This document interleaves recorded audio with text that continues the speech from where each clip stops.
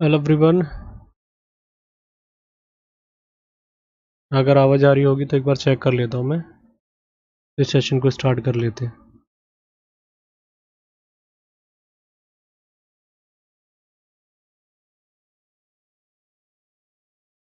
आवाज़ आ रही है मेरे हिसाब से, एक बार चेक कर लेते हैं फिर सेशन। अभी बीच में दिक्कत हो गई थी क्योंकि नेटवर्क में पता नहीं क्या प्रॉब्लम हुई, ब्रेक हो गया यहाँ पे पूरा कनेक्शन। तो इसलिए फिर सेशन को स्टार्ट दोबारा कर रहा हूँ मैं, पर देख रहा हूँ कि अगर नेटवर्क आ रहे हैं तो ठीक है, नहीं तो फिर दोबारा से इसको अपलोड करना पड़ेगा। यही आता है, वाईफाई में इशू होने लग जाते हैं कई बार। तो एक बार चेक कर लेता हूँ, फिर उस हिसाब से सेशन को देख लेंगे।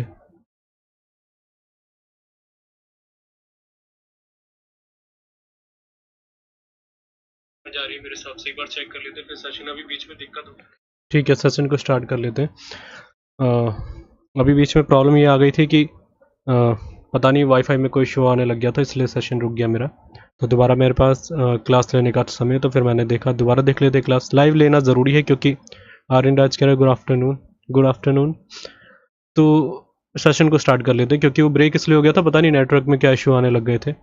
और क्लास मैं सोच रहा हूँ लाइव जितनी आज रहे तो उतना वैल्यूबल रहेगा, क्योंकि जैनिज्म में अगर आपको कोई डाउट रहते हैं तो आप पूछे ज़रूर, क्योंकि यहाँ से क्वेश्चन एसएससी में बहुत आते हैं। और थोड़ा बहुत आपको किसी भी धर्म के बारे में थोड़ी नॉलेज ज़रूर होनी चाहिए, ये मेरा मानना है। तो आज हम जैन धर्म के बारे में बहुत अच्छे से समझेंगे, ठीक है। तो स्टार्ट करते हैं। कहाँ तक हमने लास्ट में देखा था, क्योंकि ब्रेक हो गया था पूरा क्लास, तो कुछ मुझे समझ में नहीं आया कहाँ तक रिकॉर्ड हुई है।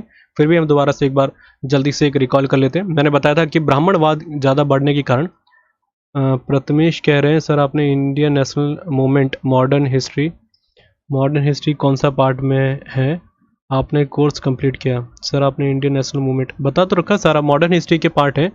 और मॉडर्न हिस्ट्री में ही सबसे आपको लाइन टू लाइन देखने को मिलेगा। मैंने सारे चैप्टर को ऐसे अरेंज करके रखा हुआ है कि आपको चैप्टर वाइज तक क्लियर हो जाएगा कि कौन से टाइम पे क्या क्या आपके हुए थे इवेंट। तो आपको कोई ज़्यादा दिक्कत देखने की दिक्कत नहीं है, आप डायरेक्टली देख लिए। जैसे आपको नॉन कॉपरेशन मूवमेंट देखना है तो आपको तुरंत आपको चैप्टर देखने को मिल जाएगा। प्रथमेश कह रहे हैं गुड आफ्टरनून। Good afternoon. तो आप उस चीज़ को लेकर निश्चिंत रहें, ठीक है। वहाँ पर आपको मैंने इस तरीके से अरेंज करके रख रखा है हिस्ट्री का। अभी मेरे पास मैसेज आया था, कमलेश कह रहे सर आप चलिए मैं इसको भी थोड़ी देर में बात करता हूँ। आज मेरे पास थोड़ा सा ब्रेक है, समय है, इसलिए मैं आपको क्लास लेके चल रहा हूँ, ठीक है। मैं क्या कह रहा था, दिमाग से निकल गया मेरे। हाँ, अभी मेरे पास एक क्वेश्चन आया था कि ये बताइए कि क्लास जो है आपकी 100 क्लासेस हैं आपकी हिस्ट्री में, इतने सारे क्लासेस। देखिए मैंने उनको ब्रेक कर रखा है, तो इतना ना सोचे कि बहुत लंबी लंबी क्लासेस हैं। लगभग अभी ये देखेंगे 30-30 मिनट की क्लासेस हैं। तो 100 के अराउंड वो चैप्टर होंगे, पर मैंने सभी को कैटेगराइज कर रखा है। तो इसलिए अब थोड़ा सेशन की तरफ बढ़ते हैं, फिर लास्ट में आपके क्वेश्चन ले लूँगा मैं। अब क्वेश्चन ना करें तो कल देखेंगे, ठीक है। इरेज करके आगे बात करता हूँ मैं। तो जैनिज्म के बारे में बात कर रहे थे, मैंने आपको फिर एक और बार रिकॉल कर लेते हैं। मैंने जो चीज़ बोली थी, देखिए ब्राह्मणवाद जो था हमारा, जो हम ब्राह्मणवाद की बात कर रहे थे, उसके कारण ही ये सब चीज़ें देखने को मिलती है, ठीक है। गुड आफ्टरनून सभी के लिए, अगर आप देख रहे हैं थैंक्स, ओके।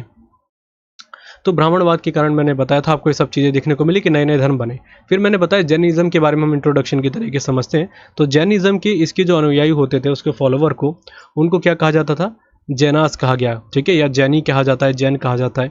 मैंने बताया इनके जो टीचर है उनको कहा जाता है तीर्थंकर, गुरु कह सकते हैं उनको, और या कहेंगे तीर्थंकर कैसे कह लीजिए, या आप कुछ भी गुरु मान लीजिए।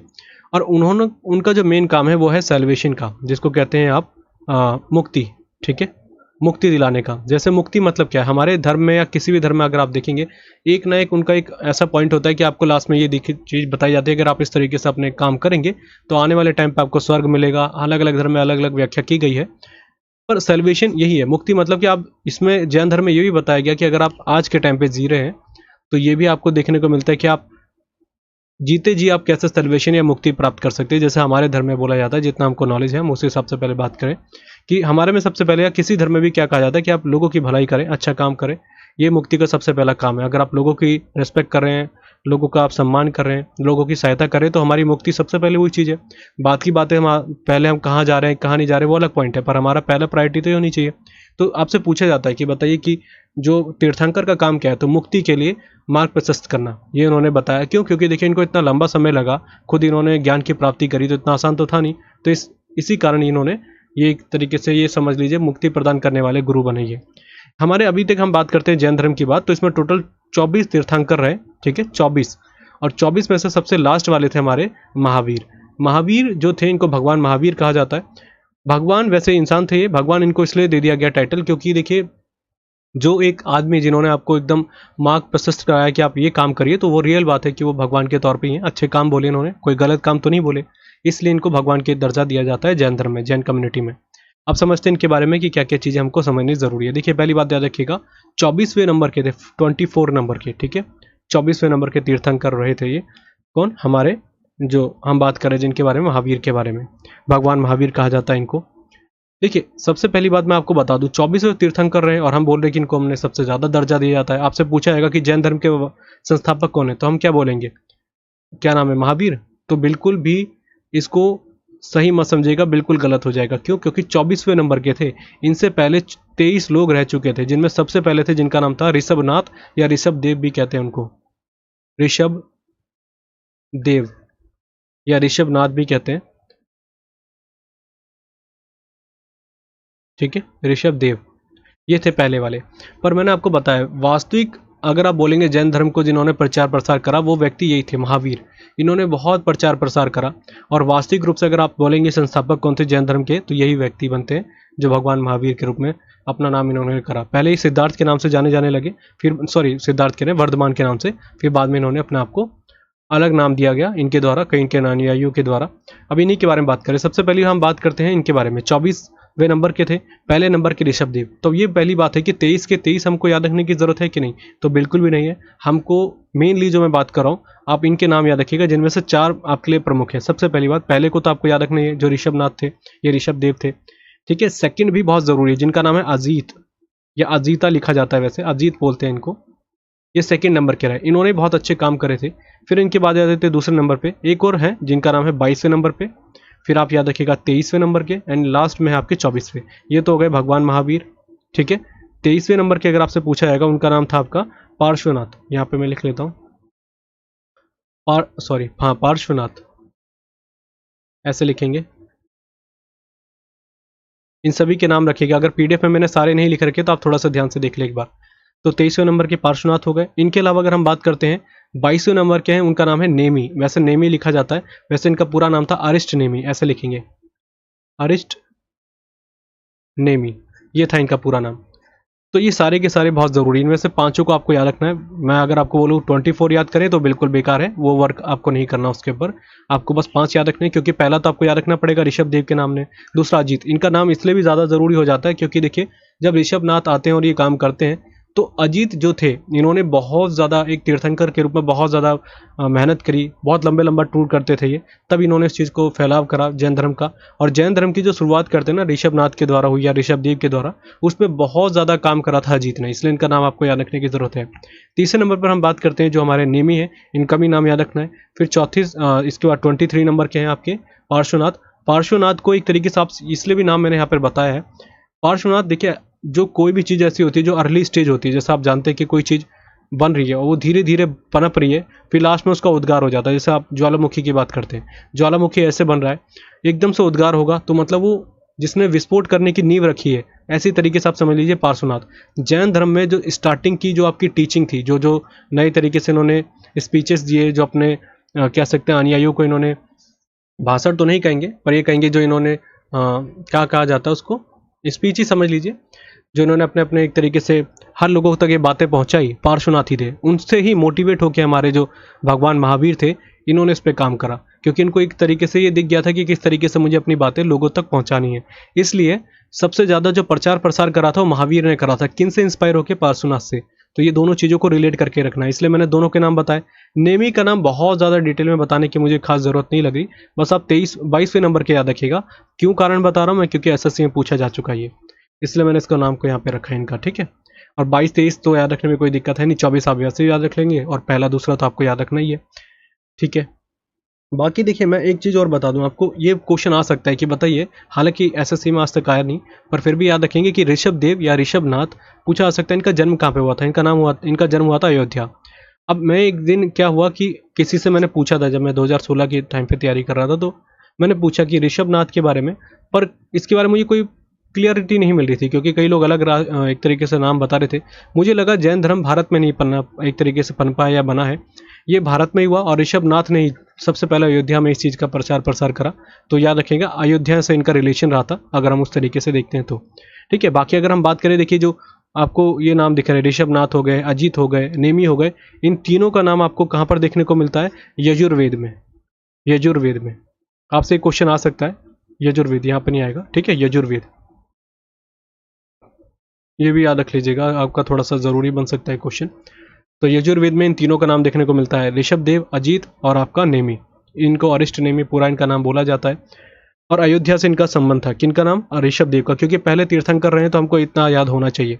इसके अलावा मैं और कुछ बात करूं, जैसे कि देखिए पार्श्वनाथ को इसलिए भी ज़्यादा इंपॉर्टेंस या इतना महत्व दिया जाता है गुरु के तौर पे या तीर्थंकर के रूप में, कि मैंने जैसे बताया कि जितने मार्ग प्रशस्त करे इन्होंने ही करे, एक नींव रख दी थी इन्होंने। जैसे आप सभी जानते हैं क्रिकेट की भाषा में, आप बैटिंग करने जा रहे हैं, कहा जाता है कि जो ओपनिंग बैटिंग होती है वही सबसे ज़्यादा ज़रूरी होती है। अगर ओपनिंग आपने अच्छी कर दी तो नींव आपने रख दी है, आगे आपकी इनिंग बहुत अच्छी चली जाएगी। वही काम इन्होंने करा, इनसे बहुत ज़्यादा मोटिव हुए। सबसे पहली बात अगर मोटिवेशन का इन्होंने काम करा कि इन्होंने नए नए तरीके बताए कि किस तरीके से प्रचार प्रसार करना है, कैसे लोगों तक बात पहुंचानी है, अपनी नॉर्मल भाषा यूज़ करनी है, आपको कोई ज़्यादा संस्कृत भाषा यूज़ नहीं करनी। ठीक है, अलग अलग तरीके से। और सबसे ज़्यादा जो इनके लिए मोटिवेशन फैक्टर काम करा इन्होंने इस चीज़ को बोला कि आप देखिए, इन्होंने रॉयल फैमिली के थे, बहुत बड़ी फैमिली के हुआ करते थे पार्श्वनाथ।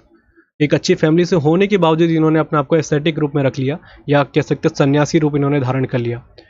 हम आज के टाइम पे अगर हम आज के हिसाब से भी देखते हैं, अगर आप एक सपोज करिए आप बहुत अच्छी गवर्नमेंट जॉब में लग गए, बहुत अच्छी सैलरी मिल रही है, मैं एसएससी सीजीएल की बात करता हूँ, तो अगर आपसे कोई बोले कि नौकरी छोड़ के बैठ जाइए और लोगों को एक मार्ग प्रशस्त करिए, तो वो आज के टाइम पे पॉसिबल नहीं है। एक नौकरी है बहुत छोटी सी, कोई बड़ी बात नहीं है एसएससी सीजीएल की नौकरी के लिए। पर सोचने वाली बात है कि ये इतनी बड़ी रॉयल फैमिली, उस जमाने में रॉयल फैमिली का बहुत ज़्यादा सम्मान किया जाता था क्योंकि गरीबी थी, और इन्होंने उस चीज़ को छोड़ दिया। तो इसी से मोटिव होके जो मोटिवेशन का तौर पे काम करा था वो महावीर ने करा था। उन्होंने भी ऐसे काम करा, बहुत अच्छी फैमिली से आते थे ये। फिर इन्होंने भी यही तरीके से देखा, जब पार्श्वनाथ इतना काम कर सकते तो मैं क्यों नहीं कर सकता। तो ये तरीके से मैं अगर बोलूँ कि इन्होंने नींव रखी थी वो सारी चीज़ें, तो इसमें कोई गलत बात है नहीं। बाकी अगर आपसे पूछा जाएगा कि वास्तविक रूप से जब शुरुआत की गई थी जैन धर्म के प्रचार के लिए, तो वो पार्श्वनाथ ने ही करी थी, पर वास्तविक संस्थापक का काम करा था महावीर ने। दोनों की चीज़ों में ध्यान रखना है। बाकी अगर आपसे पूछा जाएगा कि पार्श्वनाथ का जन्म या कहाँ से इनका संबंध रहा, बनारस से इनका संबंध रहा। उनका कहाँ से रहा था? अयोध्या से, इनका बनारस से, और ये बिहार की तरफ चले जाते हैं। अभी हम इनको देखेंगे, जो इनका भगवान महावीर जिनको कहा जाता है, इनका हुआ था कुंडग्राम में, या कुंडलग्राम भी कहा जाता है, कुंडलग्राम, कुंडल ग्राम। ये आपका वैशाली में पड़ता है। वैशाली कहाँ पर पड़ता है? आपके बिहार में। इसलिए आप देखेंगे कि बिहार को एक तरीके से अभी मैं करंट में भी कराऊंगा कि बौद्धिक स्थल के रूप में बहुत ज़्यादा माना जाता है, गया वाला इलाका है, इसलिए आप कह सकते हैं कि ये इसका रिलेशन यहाँ पर देखने को मिलता है। ठीक है, तो ये हो गया हमारा पूरी कहानी। अब मैं तीर्थंकर के रूप में बात कर रहा हूँ, तो एक बार हम भगवान महावीर के बारे में बात कर लेते हैं, क्योंकि 24वें तीर्थंकर थे और इन्होंने बहुत प्रचार प्रसार करा जैन धर्म का, तो उसको भी समझना जरूरी है। देखिए 540 बीसी की बात हम करते हैं, इनका जन्म होता है 540 बीसी में। ठीक है, 540 बीसी में इनका जन्म होता है। इनका जन्म वास्तविक नाम था इनका वर्धमान। वर्धमान, वर्धमान को ऐसे लिखेंगे। आवाज़ तो क्लियर है ना मेरे हिसाब से? एक बार मैं फिर दोबारा चेक कर लेता हूँ। तो ये हो गया हमारा, ठीक है, क्योंकि अभी नेटवर्क में प्रॉब्लम आया तो मेरी सारी, मैंने बोला, मेहनत वेस्ट हो गई, तो इसलिए मैं दोबारा से देख चढ़ा था। तो हम वर्धमान के बारे में बात करें। इनका नाम वर्धमान था, इन्होंने शुरुआत वर्धमान के रूप में काम करा इन्होंने। तो अब क्या होता है कि इनके पिता थे सिद्धार्थ नाम के। ठीक है, पिता, उनका नाम था सिद्धार्थ। सिद्धार्थ इनके फादर थे। देखिए सिद्धार्थ जो थे इनके फादर, बहुत अच्छी वेल्दी फैमिली से थे, इसलिए मैं बोल रहा हूँ कि इन्होंने एक रॉयल फैमिली कह सकते हैं आप, वेल्दी फैमिली उस जमाने में, उसको इन्होंने परित्याग करा। और सबसे बड़ी बात देखिए, इनको कहीं भी चीज़ का इशू नहीं था। आप खुद सोचिए, पहली बात रॉयल फैमिली पैसा होना बहुत बड़ी बात। दूसरी बात ये एक क्षत्रिय फैमिली के थे, क्षत्रिय फैमिली के थे ये। क्षत्रिय आप समझ सकते हैं, मैंने बताया था ब्राह्मण के बाद जो सबसे ज़्यादा सम्मान हुआ करता था क्षत्रियों का हुआ करता था। तो ये एक तो पहली बात, तो आप रॉयल फैमिली के, दूसरी बात क्षत्रिय हैं, तो ये बहुत बड़ी बात है कि आप क्षत्रिय होके आप एक तरीके से दूसरे ज्ञान की तरफ जा रहे हैं, आप पूरे एक तरीके से नया धर्म बना रहे हैं। क्योंकि ये भी देखते थे कि ब्राह्मण एक तरीके से ब्राह्मणवाद बहुत ज़्यादा फैल गया है। ठीक है, तो चलिए इसके बाद इन्होंने, मैंने बताया क्षत्रिय के थे। हाँ, अगर पूछा जाएगा कि सिद्धार्थ जो थे, जो इनके फादर थे, वो कौन सी एक तरीके से एक कह सकते राजा थे, पूरा मैं प्रॉपर तो नहीं बोलूँगा कि मगध बराबर इनका एम्पायर था, पर एक जगह के राजा कह सकते हैं, कबीला कह सकते हैं कि बहुत बड़े पैमाने पर था। उसका नाम कहते हैं जंत्रिका बोला जाता है उसको। पहले मैं लिख लेता हूँ,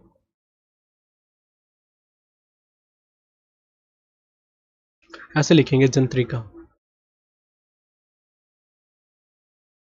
इस जगह के बहुत बड़े बोल सकते हैं हेड थे, जिनकी बहुत लोग ज़्यादा रेस्पेक्ट करते थे, सोशल प्रेस्टीज बहुत ज़्यादा था, पैसे में कोई कमी नहीं थी इनको। पर अगर इनकी बात करें, ये यहीं से देखा नहीं जाता कि ये वेल्दी फैमिली से थे। इनकी जो माता थी, जिनके इनके जैसे सिद्धार्थ हैं, सिद्धार्थ के साथ शादी होती है इनकी, वाइफ जो होती है वो जाहिर सी बात है वर्धमान की माता रहेंगी। तो इनकी माता भी एक अच्छे वेल्दी फैमिली से आया करती थी, जिनका नाम था, अगर हम बात करेंगे, त्रिशला।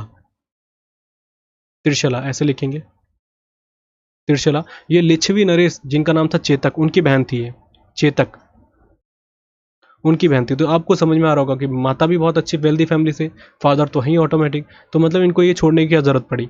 ऐसे देखिए, इनको एस्थेटिक लाइफ में कोई लग नहीं रहा था कि मैं जाऊँगा, ना इन्होंने सोचा था इस चीज़ के बारे में। कहानी होती है लगभग, मैंने बताया कि ये 540 बीसी में इनका जन्म होता है। अब इनके फादर वगैरह बहुत धूमधाम से इनकी शादी वगैरह करते हैं। शादी होती है इनकी 3 वर्ष की, 30 वर्ष तो नहीं होगा, लगभग 28 के अराउंड इनकी शादी होती है। और क्या होता है कि 30 वर्ष की उम्र में, वैसे बहुत लंबी स्टोरी है, वो ज़्यादा मैं बताने से थोड़ा बचूंगा क्योंकि इतना हमारे ज़्यादा महत्वपूर्ण है नहीं वो, फिर भी हम समझ लेते हैं कि इनकी जो वर्ष में जब ये शादी हो जाती है, एक इनकी बेटी होती है। बेटी का नाम था अंजा, यहाँ पे लिखा भी मैंने, अंजा इनकी बेटी का नाम था। अच्छा, वाइफ का नाम तो बताने भूल गया मैं। वाइफ थी इनकी यशोदा, ठीक है, यशोदा इनकी वाइफ थी, यशोदा। अब इनकी शादी होती है वाइफ से, बेटी होती है इनकी अंजा नाम की। अब बेटी के बाद इनको क्या होता है कि लगभग मैंने बताया 540 में इनका जन्म हुआ, 30 वर्ष की उम्र इनको हो जाती है, और ये लगभग आप कह सकते हैं 510 बीसी के अराउंड ये घर का एक तरीके से त्याग कर देते, छोड़ देते कि मैं घर को नहीं रखूंगा, और कहते हैं कि अब मैं परित्याग कर रहा हूँ पूरी तरीके से, क्योंकि मुझे ज्ञान की प्राप्ति करनी है। तो ये याद रखिएगा, ये बहुत ज़रूरी पॉइंट है कि यहीं से ये 30 वर्ष की उम्र में छोड़ देते, और ये क्वेश्चन आ सकता है आपके एग्जाम में। आज तक आया नहीं कि कौन से वर्ष में इन्होंने छोड़ा था, 30 वर्ष की उम्र थी इनकी। हाँ, ये जरूर आता है कि कौन सा जो साल था, वो तो 510 बीसी था, क्योंकि मैंने बताया है 510, ठीक है ना, क्योंकि 540 में तो इनका जन्म हुआ, और ये दोनों चीज़ों को रिलेट करने में आसानी भी होगी, क्योंकि 510 में हुआ, आप 30 साल कम कर लीजिए, बढ़ा लीजिए आप उस तरीके से, तो हो जाएगा 510 बीसी। ये इसमें छोड़ देते पूरे परिवार को कि मैं एक तरीके से ज्ञान की प्राप्ति करना चाहता हूँ, और ये एक तरीके से सांसारिक मोह है, इससे मेरे को बचना है। ठीक है, ये 12 वर्ष की हो गई। अब ये लगभग 10 साल के बाद ये हो गया इनका, तो ये अराउंड कह सकते हैं कि 42 एक तरीके से उम्र हो जाती है इनकी, 42 वर्ष की, और ये टाइम था लगभग 498 बीसी। ऐसे मैं हमेशा इसको ऐसी तरीके से रिलेट करा है, मैंने कभी इसको रट्टा नहीं मारा, जैसे कई लोग 498 बीसी याद कर लेते हैं, वो याद ना रखें। बस आपको याद रखना है कि जन्म होता है 30 वर्ष की उम्र में, परित्याग कर देते हैं, फिर 12 वर्ष का जो होता है इनका वो एक टाइम पीरियड, तो उसके बाद ये क्या करते हैं कि एक तरीके से 12 वर्ष तक रहते हैं, 42 वर्ष की उम्र हो जाती है इनकी, और ये एक तरीके से ज्ञान की प्राप्ति कर लेते हैं 12 वर्ष की कठिन तपस्या के बाद, या उनको एनलाइटमेंट भी कहा जाता है, एनलाइटमेंट। ठीक है, इसकी प्राप्ति करते हैं ये आएगा यहाँ पे, एक बार चेक कर लीजिएगा, दोबारा लिख लेता हूँ मैं। एनलाइटमेंट कह सकते हैं, या ज्ञान की प्राप्ति कर लेते हैं, और ये 42 वर्ष की उम्र में, ये क्वेश्चन आज से में आ रखा है, कितने वर्ष की उम्र में, 42 वर्ष की उम्र में, कब, 1498 में, बीसी में, इस चीज़ को प्राप्त कर लेते हैं। ठीक है, तो ये क्लियर हो गया होगा मेरे हिसाब से, जो मैं चीज़ पॉइंट बताना चाह रहा था। तो हमारे जो जो चीज़ें हमने डिस्कस करी है उनको ध्यान रखना है कि, एक मिनट, थोड़ी सी गलती हो गई शायद मेरे हिसाब से, क्या बोल रहा था मैं, 540, हाँ 540 में हुआ, 510 में इन्होंने ज्ञान घर छोड़ दिया, हाँ तो ठीक है ना।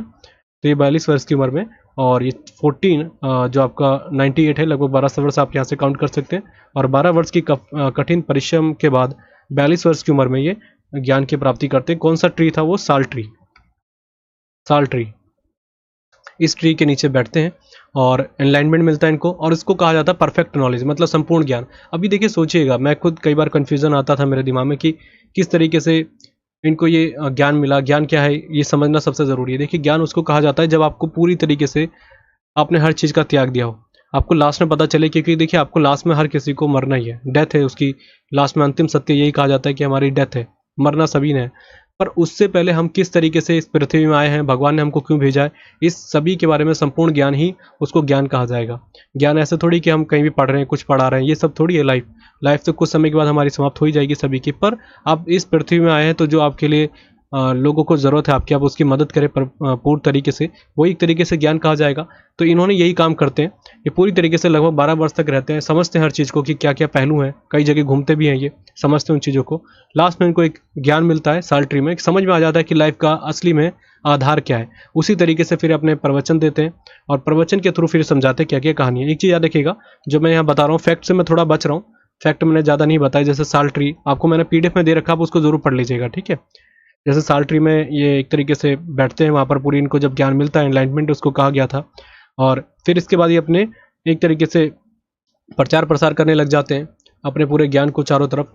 अपने अनुयायी बनाते हैं, अनुयायी तो नहीं कहेंगे पर हाँ शिष्य के तौर पे कह सकते हैं, उनको बनाते हैं, उनसे बोलते हैं कि अब इन चीज़ों को समझिए। और फिर धीरे धीरे ये चीज़ें देखने को मिलती है कि बहुत ज़्यादा प्रचार प्रसार होने लग जाता है। याद रखिएगा एक और चीज़ जो ज़रूरी है, इनको जो ज्ञान की प्राप्ति हुई थी, जगह का नाम पूछा जाता है कई बार, उसका नाम था जिरी मभिका ग्राम, जिरी मभिका ग्राम ऐसे लिखा जाता है इसको।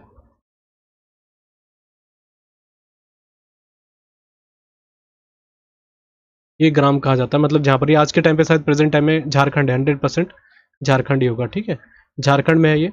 और आप सभी जानते हैं रिजुपालिका जो रिवर है उसके किनारे इन्होंने ज्ञान की प्राप्ति करी, रिजुपालिका रिवर। ये सब चीज़ें मैंने आपको PDF में दे रखी है। मैं लास्ट में जब इस सेशन को खत्म करूंगा तब मैं आपको फैक्ट भी सारे जोड़ दूंगा। अभी मैं एक स्टोरी बता रहा हूँ कि आपको क्लियरिटी मिलती रहे कि इन्होंने किस किस तरीके से अपने काम करे। जिस स्टोरी याद हो जाएंगी तो आपको फैक्ट रटने मारने की कोई ज़रूरत नहीं पड़ेगी, ठीक है। बाकी मैंने आपको बताया है कि पहले इनका नाम एक तरीके से वर्धमान था, फिर उन्होंने अलग अलग तरीके से, यहीं से जब इनको मिल जाता है तो इनको महावीर का टाइटल मिल दिया गया, महावीर, और यहीं से फिर ये महावीर के नाम से पहचाने जाने लगे। फिर उन्होंने क्या करा, देखिए ज्ञान मिल गया है तो ज्ञान को प्रसार भी तो करना है, लोगों को बताना है कि एक्चुअल हमारी लाइफ क्या है, हम किस लिए यहाँ पर आए पृथ्वी में, या हमारा क्या उद्देश्य, इन सभी चीज़ों को लोगों तक पहुँचाना था। तो इन्होंने एक तरीके से अपने ग्रुप बनाए, शिष्य बनाए, उनको समझाया, डेली उनको एक तरीके से प्रवचन दिया करते थे। उस प्रवचन में सभी लोगों को समझाते थे क्या आपको किस तरीके से आपको प्रचार प्रसार करना है, किस तरीके से आपको जीवन को व्यतीत करना है। उन लोगों को क्या कहा गया था, उनको कहा गया निर्ग्रंथी, नीरग्रंथी। ये नाम जरूर याद रखिएगा, SSC का पूछा गया क्वेश्चन, अभी हाल ही के एग्जाम में आया था ये शायद मैंने PDF में नहीं दिया तो आप उसको जरूर 9 एक तरीके से नोट डाउन कर लीजिएगा। नीरग्रंथी इन्होंने कहा। देखिए नीरग्रंथी मतलब क्या, ग्रंथ मतलब जो आपकी ग्रंथियाँ, मतलब आप उसके अंडर में नहीं है। जैसे हम ये कह सकते हैं कि मेरे दिमाग में वो वर्ड नहीं आ रहा जो स्पेसिफिक हम बोलते हैं, यूज़ करते हैं, कि आप अपनी ग्रंथियों के कंट्रोल में ना हो, या अपनी कह सकते हैं सिंपल भाषा में कि जैसे कहते हैं कि मोह माया कह सकते हैं एक वर्ड, वो जो आदमी मोह माया से दूर हो गया उसी को कहा जाता है। इसलिए हम कहते हैं ना एसेटिक। एसेटिक क्यों कहा जाता है उनको, क्योंकि वो एक तरीके से सन्यासी रूप ले लिया उन्होंने। सांसारिक रूप से जो आपके मोह विलास वगैरह चीज़ें, वो सब चीज़ छूट जाती है। ब्रह्मचार्य आपने अपना लिया है, आपने किसी प्रति आप किसी चीज़ का विलास नहीं कर रहे हैं, खाने पीने का विलास नहीं कर रहे हैं, अपनी ज़िंदगी जैसे जी रहे हैं, एक नॉर्मल तरीके से जी रहे हैं, तो उसको आप ब्रह्मचारी रूप में कह सकते हैं। इसलिए निर्ग्रंथी इन्होंने ग्रुप का नाम रख दिया, या आप उसको संघ कह सकते हैं, उसका नाम पड़ गया था। तो ये क्वेश्चन आ रखा है आपके SSC में। और इन्हीं को फिर बाद में धीरे धीरे जैनास कहने जाने लगा, जो मैं आपको शुरुआत में एक वर्ड बोल रहा था, जैनास या जैनीज इनको कहा जाने लगा, ठीक है। अब मैंने जैसे बताया कि फिर ये स्टार्टिंग इन्होंने शुरू करी, इन्होंने बोला कि अब ये देखिए ये ऐसा काम नहीं चलेगा कि मैं अपने आप बोलूँ। हाँ, एक और याद रखिएगा कि महावीर जो थे ना, इनका नाम पहले वर्धमान था, फिर महावीर पड़ा, इनको अन्य नामों से भी लोग जाने लगे और इनको बहुत ज़्यादा सम्मान दिया जाने लगा। वो पहले नाम इनका नाम रखा गया था जितेंद्रिया, जितेंद्रिया, जो अपने इंद्रियों पे बस कर ले। लिख लेता हूं मैं, जितेंद्रिया। अब नाम से पता चल रहा है जितेंद्रिया कि जो अपनी इंद्रियों पे विजय कर ले। इंद्रिय मतलब क्या होती है, आपके सेंसेस, सेंसेस पे आपने एक तरीके से काम कर लिया, अपने अपनी और चीज़ों जो आपको एक तरीके से कह सकते हैं भोग विलास की तरफ आपको अट्रैक्ट करती है, उन चीज़ों पर अगर जिसने विजय प्राप्त कर ली वो आदमी एक तरीके से सिद्ध पुरुष बन गया। तो जितेंद्रिय नाम इनको दिया गया क्योंकि इन्होंने एक तरीके से पूरा परिवार छोड़ दिया, मोह माया त्याग दी, तो इस तरीके से इनको एक सम्मानित रूप से दिया गया। दूसरा नाम इनको निर्ग्रंथ भी कहा गया, जो मैंने बताया था, निर्ग्रंथ। निर्ग्रंथ मतलब कि जिन्होंने अपनी ग्रंथि और सभी चीज़ों में कंट्रोल पा लिया, इस तरीके से, मतलब इन्होंने सांसारिक तरीके से छोड़ दिया सब चीज़ें, तो ये भी इनको नाम दिया गया। तो इनका नाम याद रखना है, निर्ग्रंथ हो गया, जितेंद्र हो गया। ये क्वेश्चन आ सकता है कि महावीर जो हैं उनको किस नाम से बोला जाता था। अब देखिए ऐसा टाइम चलता रहा, इन्होंने भाषण दिए, बहुत लंबे समय तक स्पीचेस दिए अपने। लगभग ये कह सकते हैं कि 72 वर्ष की उम्र में इनकी निधन हो जाता है, 72 वर्ष की उम्र में। और लगभग इनका जो वर्ष था वो 648, हाँ, BC के अराउंड इनका निधन हो जाता है। और पावापुरी जो जगह है, पावापुरी, पावापुरी ये आज के टाइम पे पड़ती है आपके बिहार में, वहाँ पर इनका निधन हो जाता है। एग्जाम में कई बार आ रखा है ये तो आपने सभी ने रट्टा मार लिया होगा मेरे हिसाब से, तो इतना थोड़ा सा ध्यान रखिएगा। पावरपुरी में इनका निधन हो जाता है। अब इनके बारे में इतना मैंने कंप्लीट करा दिया। अब हम अगले वाले टॉपिक में हम देखेंगे जैन धर्म के बारे में, जो उनके त्रिरत्न है, क्या क्या चीज़ें उनको अच्छे से समझेंगे। अभी मैंने बस आपको महावीर के बारे में बताया, भगवान महावीर। फिर हम बात करेंगे कि कैसे श्वेतांबर बन गए, श्वेतांबर किस तरीके से 2 पार्ट में डिवाइड हो गया जैन धर्म, और बहुत डिटेल में समझेंगे इसको। तो आज इस टॉपिक को यहीं पे एंड कर देते हैं। और अभी मैं थोड़ा सा कई लोग मुझसे डिमांड कर रहे थे यूट्यूब पे कि CHSL की बहुत ज़्यादा कट ऑफ ऊपर गई, इसके ऊपर क्या है इंट्रो एक तरीके से बात करें, तो उसके ऊपर मैं क्लास लूँगा भी यूट्यूब पे थोड़ी देर में। बाकी इसके ऊपर हिस्ट्री पे आज एक क्लास हो गई, 2 क्लास मैंने करा दी लाइव सेशन, और एक आज शाम को और कोशिश करूँगा, और कल इवनिंग में पूरा एक तरीके से जैन धर्म एंड बौद्ध धर्म को समाप्त करने की पूरी कोशिश रहेगी हमारी, ठीक है।